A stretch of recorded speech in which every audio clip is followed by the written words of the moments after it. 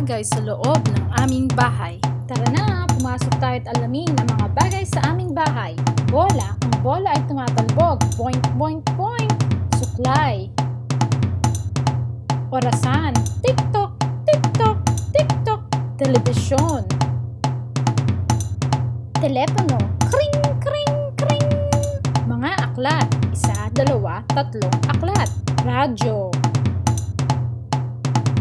Salamin.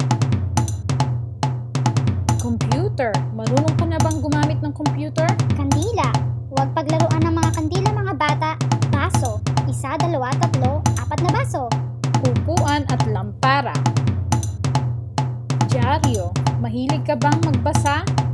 Sapatos. Lamesa.